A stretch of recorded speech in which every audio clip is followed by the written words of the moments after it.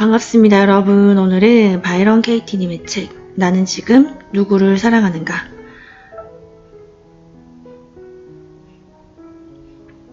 이고요.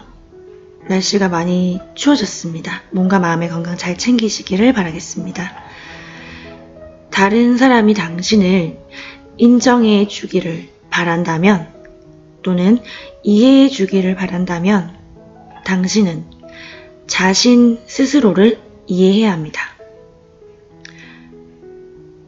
당신은 자신이 원하는 것이 무엇인지 정확히 알게 되면 어떤 결정도 내릴 필요가 없습니다. 상대방을 들들 볶아 당신이 이해하게 만들겠다는 생각 따위는 하지 않게 됩니다. 가족이든 친구든 연인이든 다른 사람의 이해와 인정을 바라지 않게 됩니다. 그 사람이 당신을 이해하는 것이 당신과는 전혀 상관없는 일이라는 것을 깨닫게 되기 때문입니다. 자, 만약에 그가 당신을 거부하고 그런 행동에 질려서 당신이 그 사랑을 거두어 드린다면 당신은 스스로 상처를 입은 것입니다. 그 사람이 당신에게 상처를 준 것이 아닙니다. 그 사람은 당신을 거부해서 생긴 고통이 아니라 당신이 당신 자신에게 소리를 질러서 생긴 고통입니다. 우리는 사람들에게 집착하는 게 아니라 고정관념에 집착합니다. 왜 우리는 그 사람들에게 이런 사람이 되어야 돼, 이렇게 해줬으면 좋겠어, 이렇게 이 부분만 바뀌었으면 좋겠어, 변했으면 좋겠어, 나한테 이렇게 해줬으면 좋겠어 라고 생각하는 걸까요? 우리는 우리가 믿는 그 생각 때문에 사랑하는 사람들을 희생시키곤 합니다. 자, 이거는 연인이나 배우자 관계뿐만이 아니라 모든 주변의 인간관계에서 대입해 보실 수 있을 것 같아요. 가족, 부모님, 친구, 그리고 자기 자신, 가장 먼저 자기 자신과의 관계에서 생각해 볼 수 있는 것 같아요.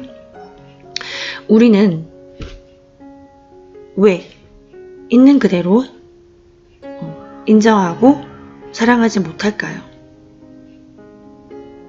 있는 그대로의 그 사람이 아닌 다른 사람이 되어야 한다는 생각을 버리지 못합니다. 그런 기대를 채워주지 않으면 우리는 그 사람을 원망하기도 합니다. 당신은 늘 그런 행복을 얻기 위해서 계속해서 조종하려고 합니다. 조종하려고 하지 말고 감사하는 마음을 가져보세요. 당신 마음에 드는 행동을 할 때는 감사하고 그렇지 않을 때에는 스스로 그에게 그렇게 행동하면 됩니다. 내가 그 사람이 그런 행동을 하지 않는다면 내가 먼저 그렇게 행동을 하면 된대요. 내가 상대에게 바라고 원하는 그 마음이 어쩌면 내가 갖추어야 할 부분이라는 거죠. 그러니까 즉 상대방은 나의 거울인 거죠. 거울. 그것을 먼저 인정하고 받아들여야 되는 것 같아요.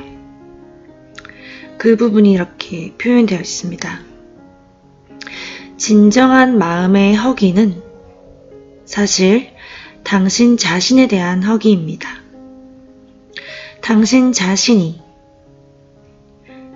당신 자신을 채울 수 있을 뿐이며 그 어느 누구도 당신을 대신하여 채워줄 수는 없습니다. 당신은 바로 자신을 기다리고 있습니다. 우리 안에 내면 아이는 5살 정도라고 하잖아요. 우리 안에 있는 5살 내면 아이는 우리의 그 인정과 있는 그대로의 사랑과 관심 그리고 허용 그것을 기다리고 있죠.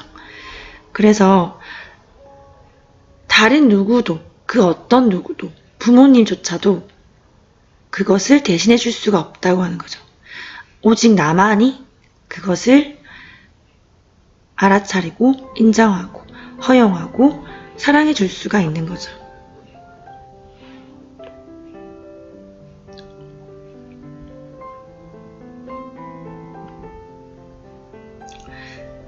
자, 그래서 이렇게 나와 있어요. 두려움의 원인은 두 가지래요. 두 가지. 하나는 이미 가진 것을 잃어버릴까 하는 것이고요. 두 번째는 원하는 것을 얻지 못할까, 지금 나에게 있는 것을 잃어버리게 될까 하는 두려움과 내가 지금 없는 것을 갖지 못할까 하는 두려움이라고 합니다.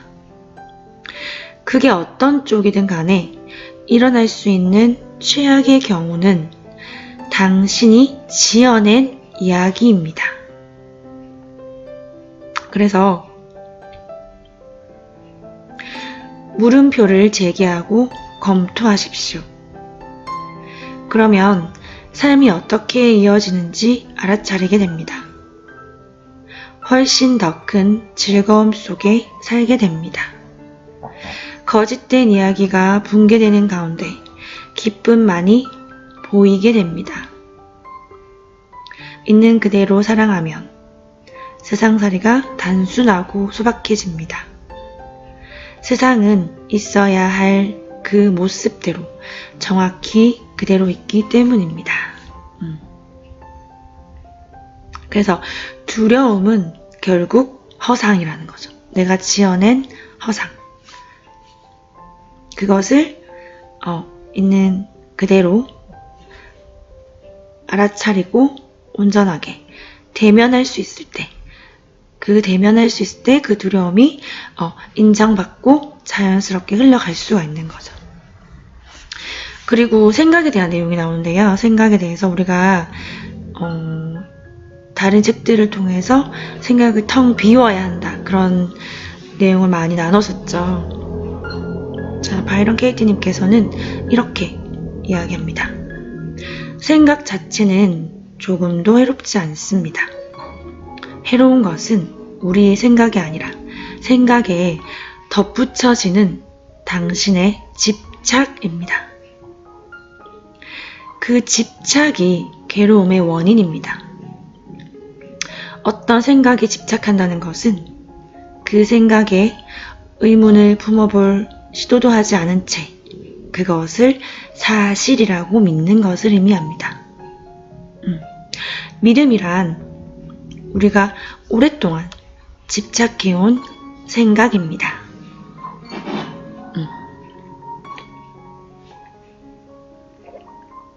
그래서 우리는 대부분 나는 이런저런 사람이야. 이렇게 듣는 생각을 곧이곧대로 믿고 어느 날 내가 숨을 의도적으로 의식적으로 쉬는 게 아니라 계속 우리가 들숨 날숨 이렇게 의식하지 않지만 숨을 쉬고 있죠.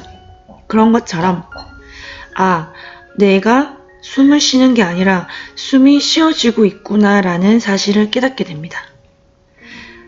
그렇게 놀랍게도 내가 주체를 갖고 생각하는 것이 아님을 알게 되었습니다.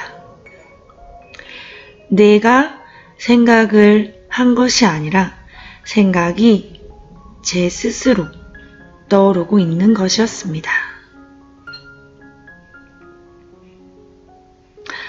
너무 멋지죠? 그러니까 내가 의도해서 선택적인 생각을 해야 하고 내가 호흡에 집중을 하고 들숨 날숨 의식적으로 깨어있는 삶을 살아야 하는데 우리는 대부분 잠들어 있는 채로 나도 모르게 무의식적인 생각들에 사로잡혀서 그 생각들에 끌려다니며 그런 현실을 창조하고 있다는 겁니다.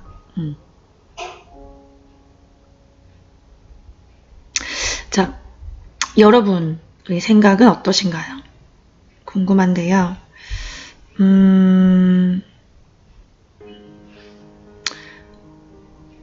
과연 이 수행을 오래 하신, 마음 공부를 오래 하신 깨어있으신 분들은 100% 완전히 생각에서 자유로울까요? 그렇진 않겠죠. 그렇진 않습니다. 그런 분은 뭐 거의 없을 거예요. 근데 우리가 깨어날수록, 의식이 성장할수록 더더욱 그 에크하르트 톨레님의 말씀처럼 내가 내 생각을 알아차리고 그리고 원하는 것만 선택적으로 생각을 하는 것을 더 쉽게 할 수가 있는 거죠. 자, 조금 더 소개해 드릴게요. 우리의 몸은 생각하지 않습니다. 어떤 걱정도 하지 않고 자신에 대해서 어떤 문제도 갖지 않습니다. 몸은 자기 자신을 학대하지 않고 스스로를 부끄러워하지도 않죠. 몸은 단순합니다. 그저 스스로 균형을 잡고 건강을 유지하려고 했습니다. 그런데 우리는 더 건강해져야 돼. 더 예뻐지고 날씬해져야 돼. 더 젊어 보여야 돼.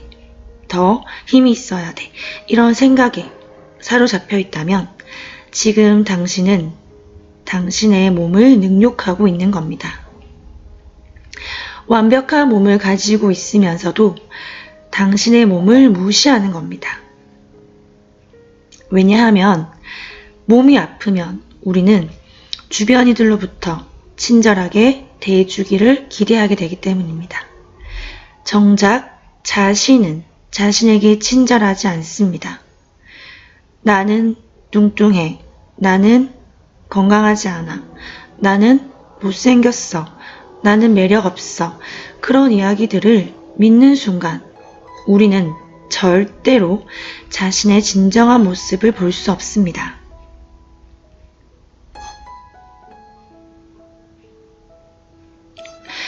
그래서 깨어있는 의식은 몸보다 훨씬 더 활기찬 것입니다.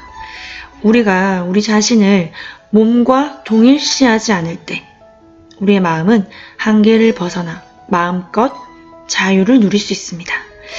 앞전 영상에서 여러 책들을 통해서 몸은 내가 아니고 생각과 감정은 내가 아니다. 그래서 그 동일시에서 벗어나는 여러 방법들과 그런 선각자분들의 지혜를 같이 본 적이 많이 있는데요. 그 동일시에서 벗어난 깨어남으로 머무르기 위해서는 무엇이 가장 중요할까요? 근데 계속해서 이제 꾸준히 그 영상을 봐주시는 분들은 아마 지겨우실 수도 있어요. 지겨우실 수도 있는데 너무 많이 반복을 해서 바로 관찰이죠. 관찰. 와칭이죠. 계속 나를 한 걸음 뒤에 물러나서 나를 계속 관찰하는 연습. 나의 생각과 말과 행동을 계속 관찰하는 연습이 너무 중요합니다. 너무 중요해서 매 영상마다 나오는 것 같아요.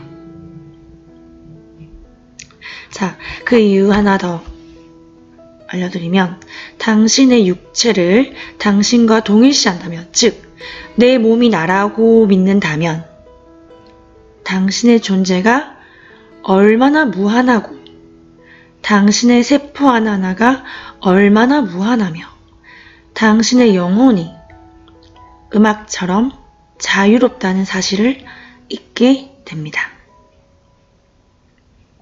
그러니까 우리는 우리의 몸이 아닙니다. 우리의 생각도 아니고요. 나는 슬퍼가 아니라 내 안에 슬픈 감정이 피어났어가 되는 거죠.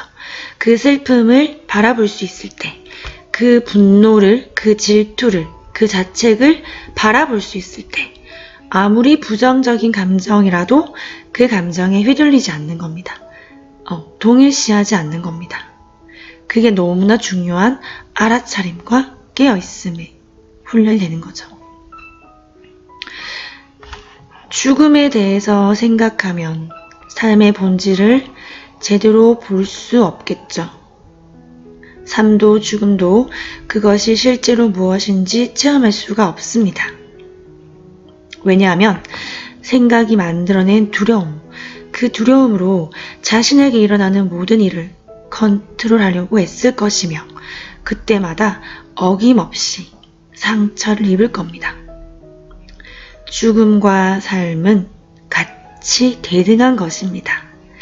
죽음에 대한 이야기를 지어내지 않으면 슬픔은 존재하지 않습니다. 우리는 죽음이 삶과 같다는 것을 잘 모릅니다. 죽음은 삶과 같고 동전의 양면이 있듯이 남과 여, 음과 양, 빛과 어둠, 기쁨과 슬픔, 그 대극이 항상 같이 존재하듯이 삶과 죽음은 결국 같은 것이라는 거죠. 그리고 죽음에 대한 두려움으로 자신이 얼마나 순간순간에 그 살아있음이 감사하고 기쁜 일인가를 잊고 살아가기도 합니다. 내면의 평화, 내 내면의 평화가 이너피스죠. 그것이 잘 이어져 갈 때 우리는 더 큰 생명력을 얻게 됩니다.